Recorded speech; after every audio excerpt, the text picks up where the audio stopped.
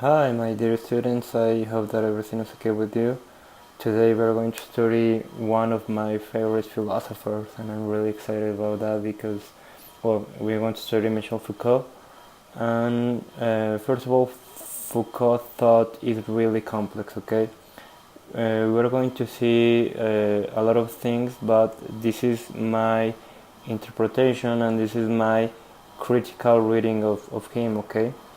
As you know, I hope I hope that you probably know, there are not final words in philosophy. Okay, we read Plato, we read Aristotle, or we read Kant because they still something that could be said for us. Okay, and yeah, I'm trying to give you the best keys and the best way to read the Foucault work. Okay, well, with that uh, with that thing, let's see. Remember that we have already seen three thinkers: Thomas Hobbes, Jean-Jacques Rousseau, and John Locke. Okay, and remember that actually in the three of them, uh, reason and rationality have a really and a priority, an important role. Okay, Foucault is not going to be concerned about the main question that we have done. For example, why politics? Why do we need to organize ourselves into a political organization?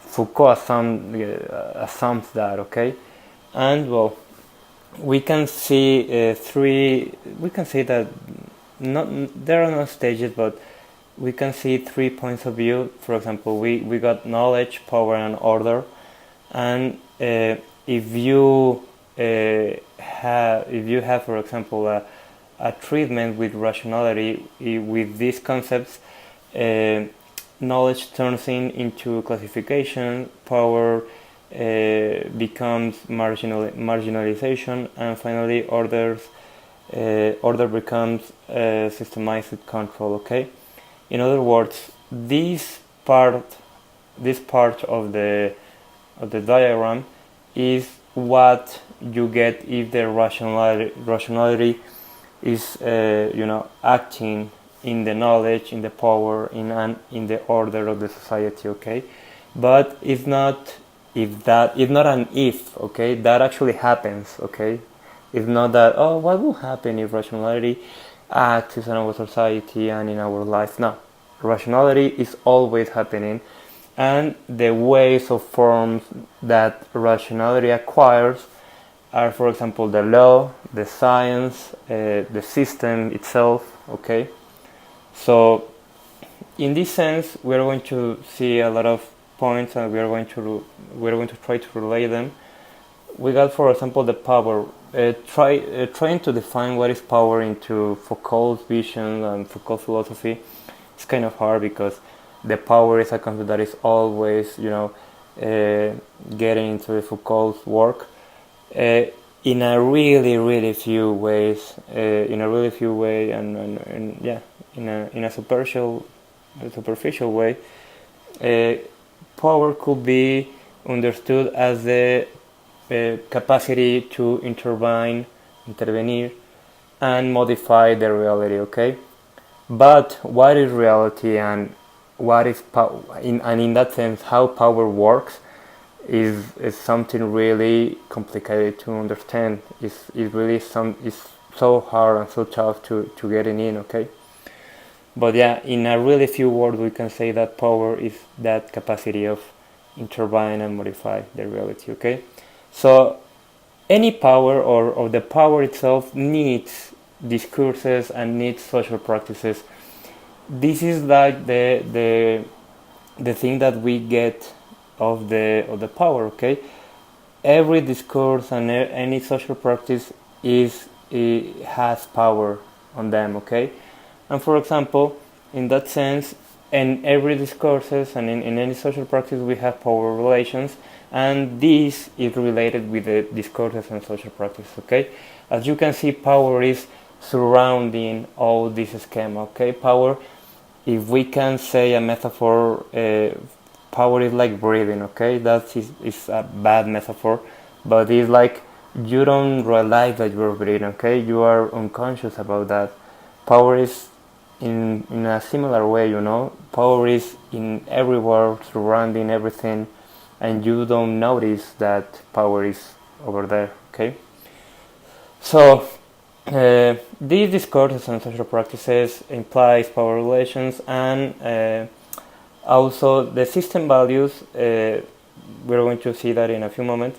These system values and these discourses and social practices defines the truth. Okay, the definition of truth is in function of the discourses and in function of the system of values. Okay, in other words, truth is imposed. Okay, truth is always an imposition. Okay, and this is another way to say or to view, to see the reality or the nation. Okay, in other words, every discourses and every system values could change, okay, but in that sense the truth is changing, okay, but the truth is, if we can say so, is a mechanism of power, okay. Truth is not something such as, for example, 2 plus 2 is equal to 4. No, that is, for example, what we can say that is truth. For example, that in certain time women didn't have the opportunity to decide the president of the country, for example, because the women were this and that and that. That was a discourse and a social practice that implied a truth that is created in that discourse, in that purpose of the power, okay, in that power relations, okay. In this sense, discourses and social practices are not autonomous, okay. In other words, we need, or the institutions are the way of the concrete way of how truth and how discourses gets in the reality, in some way to say it, okay. So in some way to say it as well, institutions are the factories that produce truth, okay. What kind of institutions, such as, for example, the church, the school, family, even the marriage, friendship, yeah, I don't know, a relationship with your boyfriend or your girlfriend, yeah. In every relation, the power is in it, okay. Every relation is a relation of power, and that is something quite deep. Something quite deep. In this sense, truth is established by the power. Okay, the power says what is truth, what is false, and the mechanism and the way to say what is truth, what is false, what is what is better for the society, what not, is through the law, the science, the rationality itself. Okay, and in this sense, in a really few words, really few words, society could be understood as a institution relations. Okay, society is a huge relation between institutions, okay. Yeah, Foucault is quite deep. Well, we continue about this subject, about this topic, and remember that I said that, for example, the power, the order, and the knowledge, if they had like a rationality treatment, they turns into, for example, classification in the case of knowledge, for example, marginalization in the case of power, and I don't know, control in the case of order. Okay, but that is the thing, and that is the capital point over here.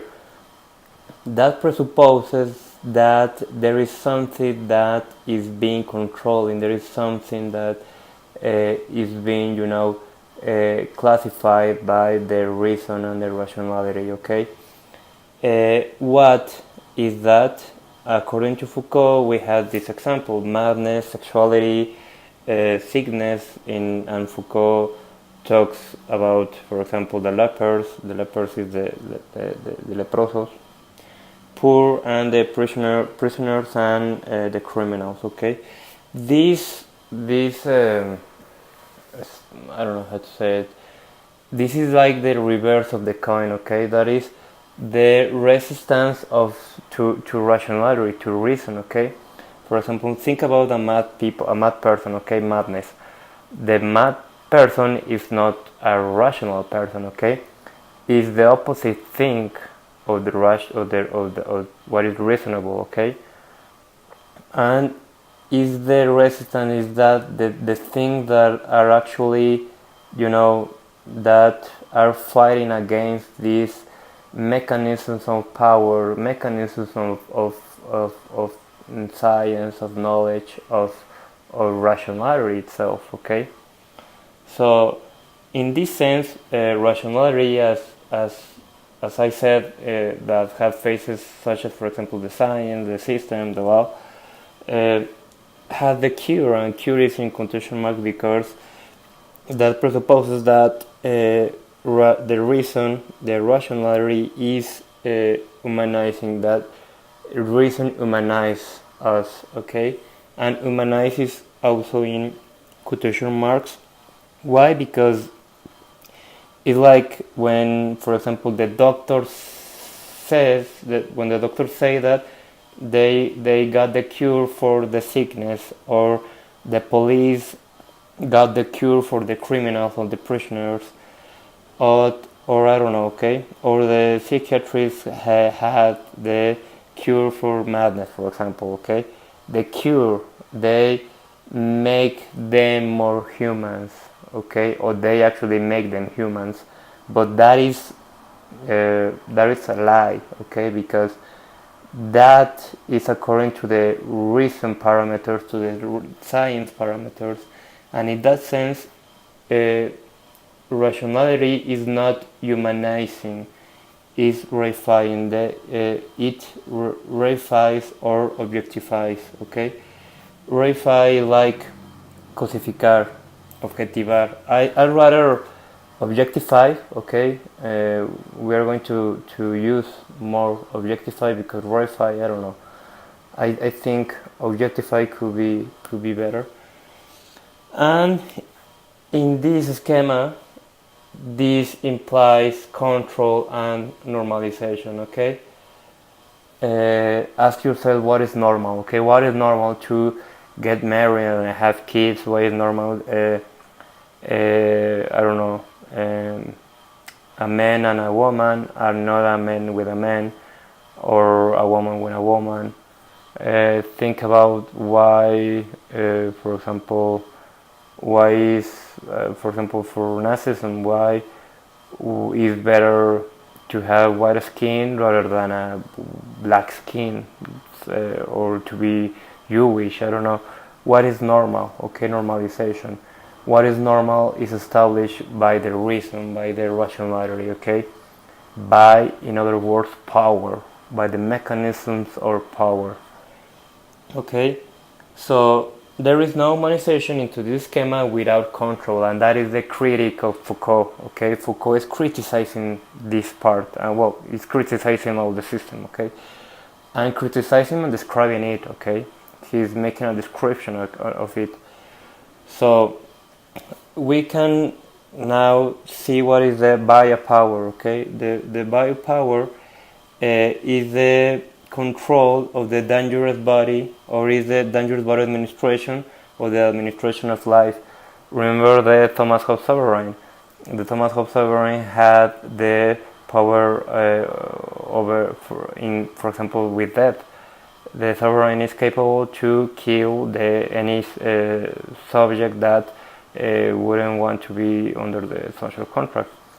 In this sense, the biopower is the administration but life, in life, okay? And it has two parts. The anato, for example, anatomy, anatopolitics of the human body, and the regulatory controls of the biopolitics of the population, okay? In the first one, the body is understood, for example, the body is understood as a machine, and you are, objectifying the body. Its capabilities, you are disciplining it, you are, this kind of docility that actually is controlling the human body life, okay? Bodies are not bodies. Bodies are machines, okay, in that sense. And this second one is more concerned with the biological processes, for example, the propagation of birth, the mortality, the level of health. This is on a big scale, in a large scale, okay?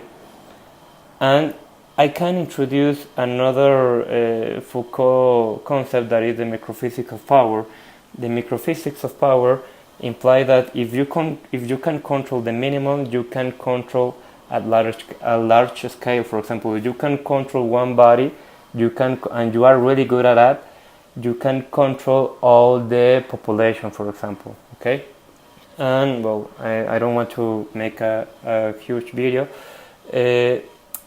This discipline thing in Spanish will be understood as vigilar.